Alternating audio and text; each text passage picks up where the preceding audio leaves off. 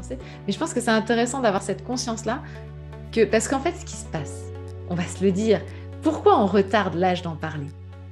Parce qu'on retarde l'âge de parler de sexualité. Bien souvent, c'est ça. C'est qu'en fait, on se dit, oh là là là là, va falloir aller attaquer le gros morceau, là.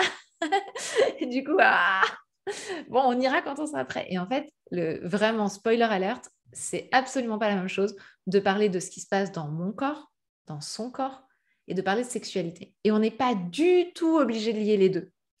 Parler des règles, parler du cycle menstruel, parler de ce qui va se passer dans son corps, de son utérus, de tout ça, ne nécessite absolument pas de parler de la notion de relation sexuelle. Il faut savoir que première règle aux alentours de 11-12 ans, première relation sexuelle aux alentours de 17 ans.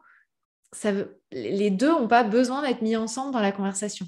Juste à rappeler ce que tu as dit juste avant, c'est que pour beaucoup de femmes, on apprend que le cycle dure 28 jours, mais pour beaucoup de femmes, le cycle n'est pas de 28 jours. Mais non, c'est 13% qui ont un cycle de 28 jours. On n'est même pas à 50%.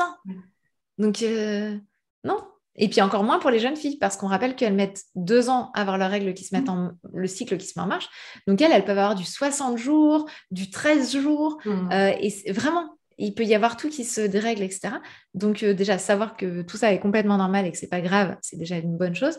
Mais surtout, avoir conscience que du coup, on peut se mettre à faire de l'enquête quelque part. Et moi, je trouve ça fun, vraiment. C'est clair que moi, j'aurais aimé aussi savoir ça, tu vois, plutôt que d'avoir par moments des inquiétudes et sans oser effectivement aller demander, parce que c'est vrai que quand on peut avoir des inquiétudes, on n'ose pas, ou alors demander à ses parents encore moins, parce que comme tu disais, c'est gênant. Et puis, alors peut-être ses copines, mais les copines... Ouais, mais les copines, elles ne sont pas compétentes, c'est ça le problème, tu vois. Voilà, puis même si on a l'impression que c'est quelque chose de pas normal, est-ce qu'on va en parler aux copines, tu vois, on est un peu dans le retrait. Non, c'est pour ça leur dire ce qui est normal, ce qui n'est pas normal. Et donc ça, c'est toujours pareil, c'est toujours la notion de l'enquêtrice, vraiment.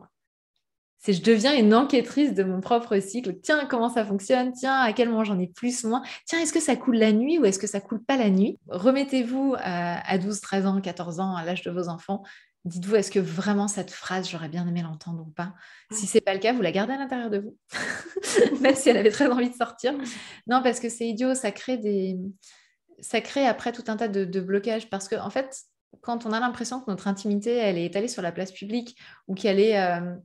elle n'est pas respectée, c'est ça qui fait qu'on se met des vraies barrières. Je pense que c'est ça, il y a 2 choses. Parce que les laisser vivre, mais en leur donnant pas la sensation qu'ils peuvent venir nous parler, c'est aussi un problème.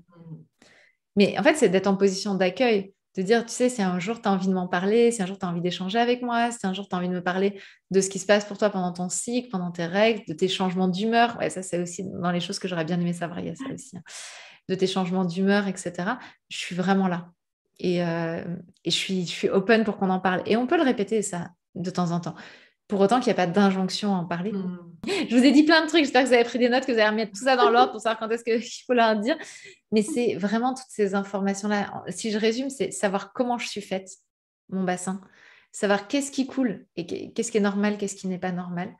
Savoir qu'effectivement, il peut y avoir des douleurs, mais que déjà, elles ne sont pas inexorables et qu'on peut y faire des choses. C'est pas normal de souffrir pendant ces règles. Soit il y a une pathologie, soit il y a des déséquilibres, mais qu'il y a des choses à faire. Et ensuite, ce qu'on peut transmettre, c'est le faire dans le respect de l'enfant. Le faire dans le respect de l'enfant, dans le respect de l'intimité de l'enfant, dans le respect de ce qu'il ou elle veut, de façon douce, je dirais, avec ce filtre. Est-ce que j'aurais aimé qu'on me le dise? Voilà un peu les grosses masses de ce qu'on peut dire.